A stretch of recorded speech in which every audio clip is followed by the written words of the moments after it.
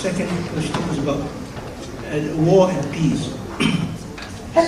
Okay, after the First and the Second World War, we were in the Cold War of the bipolar war, and we had a long peace.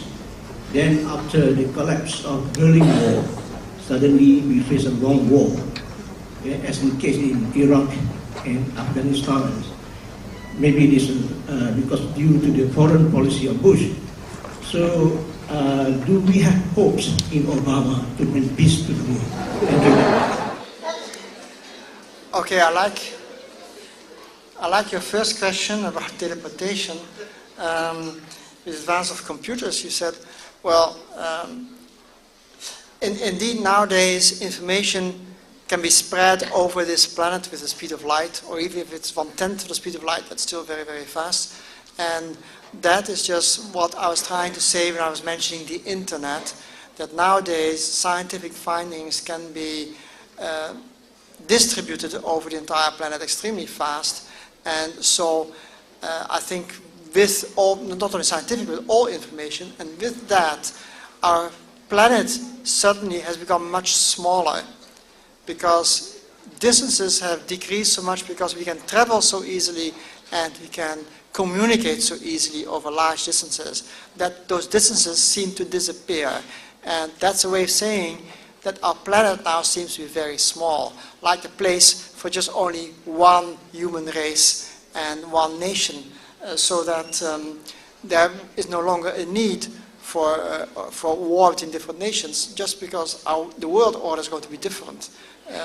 People can now live on different sides of the globe, yet be close friends and talk on a daily basis with each other.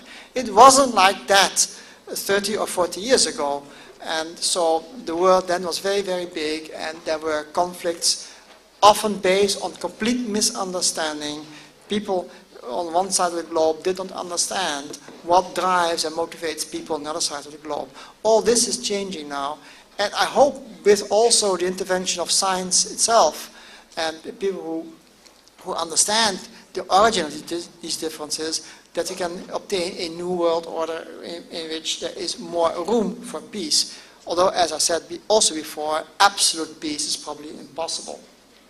And that holds for particularly First and Second World War. The Cold War, just because of this Berlin Wall or the other entire Iron Curtain that we had during a very long time after the Second World War, that was also blocking information. But with the advances of computers, it became harder and harder to block information the way this wall was originally designed. So information was getting from one part to the other part anyway, and this wall became ineffective, and it could just as well be brought down. So, so that was an advance in a very good sense due to the computer. Now you mentioned teleportation. Teleportation is a notion of science fiction. And although even some scientists say that the principle is described in a scientific way, and we have at the atomic level, we could teleport one atom to another place in a way that scientists, that science fiction authors think about teleportation of entire people from one place to another. But I think that this is simply too great, and I would just delegate that topic to the topic of science fiction. It is not real science, and so you should not even dream that the notion of teleportation as described in science fiction novels, that is anything close to reality. I don't believe that anything like that will ever be reached. Even though, as I said, distances on the planet shrink, the planet becomes shorter, you can travel faster, but you still need an airplane to go from one place to the other. Now, and then you had some question about, well, about recent history. First of all, the war against terrorism, which is a terrible thing from both sides. Of course, I think the motivation for people to become terrorists is totally misplaced and is not the way to resolve disputes. between anybody, anywhere. So it's a very crazy phenomenon that this is happening in this world to such an extent. Whenever we travel, we see that terrorists are trying to make travel more difficult. So they are trying to hold back this development of reducing the size of the planet. But I don't think they'll succeed. Science always, and technology always finds ways to allow people to travel anyway. But also the combat against terrorism, I think, is based on misplaced beliefs. That you can have a war against terrorism. I don't think it's possible to have a war. I think there could be a scientific problem. How can we take away the motivations of terrorists to have these ideas? How can we, in fact, combat them in a scientifically meaningful way? And that should not imply war. You should not try to eliminate terrorists. You should try to eliminate the ideas they have. And that's much harder, but that's the way, I think, to combat terrorism.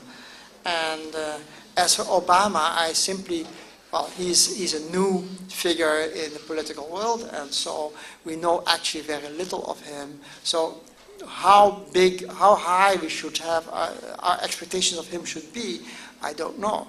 My hope is, of course, that he will have a different attitude towards the problems that the world is facing today, and the world is facing a lot of problems.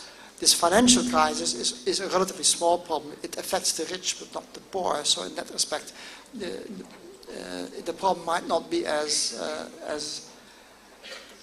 deep and problematic, but it has to be addressed. But there are more urgent problems of the distribution of wealth on the planet, the climate problem, the environment.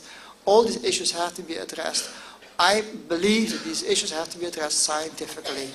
And it means that all scientists of the entire globe should unite and join and discuss these problems among them. Again, there will not be complete agreement about how to address these problems in a completely meaningful way, but at least there will be some agreement about which method should be used to address the problems, and then how should we, in a peaceful way, find solutions. I am Professor David Quek from University Malaya. Thank you, Prof. Hooft, for your interesting idea on scientific thinking and good scientists. That raises some issue in my thoughts here. Regarding good scientists, what are some of the points that you can give us for helping us to develop good scientists in our country? We trained many young people in various professions. I'm a career counselor, so I'm very, very interested in how do you develop good scientists for developing countries, right? Especially, correct me if I'm wrong, just now you raised the issue that in developing countries there are many pseudo-scientists. And the other issue is, right, how do you overcome this if there are? And then how do you help us to develop a critical mass for us to move into a care society? Thank you. I think I addressed this already briefly, but first of all, good science comes from good education and a good cultural background. The worst thing you can do is the things that happened in China, for instance, the Cultural Revolution, and in Cambodia, where also the intelligentsia of the country was simply being eliminated. So the scientific establishment, or perhaps you could call it an elite, people who think with their heads and not with their guns, that people who address problems that way should be listened at and should give the examples, and those examples should be the guidelines for the educational system. So they establish an atmosphere of thinking, and that is, I think, that happened in my country, in particular in the beginning of the 20th century, when an atmosphere of scientific thinking had been created. That's the first thing you need, and you need that by having good education systems, by paying attention to the way teachers teach their subject in a meaningful way. To eliminate bad science, that is quite a difficult problem. And the only thing is, again, set good examples and to give some guidelines about how to think correctly.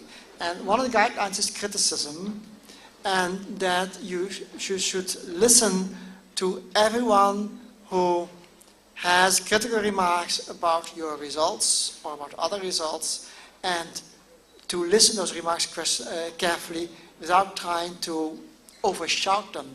And very often you see that bad science is characterized by people who start shouting and who start to close their eyes against criticism.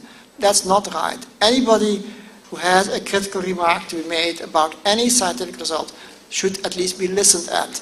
And instead of start to shout, you should start to argue. Why do you believe this criticism is misplaced? Or why? Or perhaps you could say, wait a minute, what you said is very interesting. It changes my view. And you should allow the possibility that someone who asks a critical question or puts a critical remark at the results that someone has found might have might possibly have the effect of changing one's vision about a subject. So don't try to close your eyes against your ears and eyes against criticism, but say, wait a minute, if something happens, then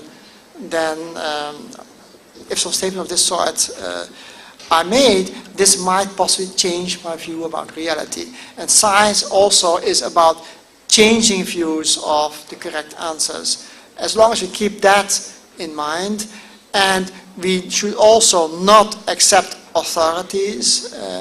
You listen to authorities, you take their advice very seriously, but if your own conclusion is different, you should adhere to that and not take the authoritarian answer against all the odds, which happened in the past. In Europe itself, science has been held back for 1,000 years because people took the authority of the Greeks literally. What the Greeks in the ancient times had said was by definition correct, and therefore if you question that, you're not a good scientist. Well, this is the Dark Ages in Europe, and that kind of thing happened. So this is not the correct attitude. Listen to the authorities, you can respect them, but if you reach a different conclusion, then, and if you can defend that conclusion against all criticism, then that's the preferred answer. Thank you.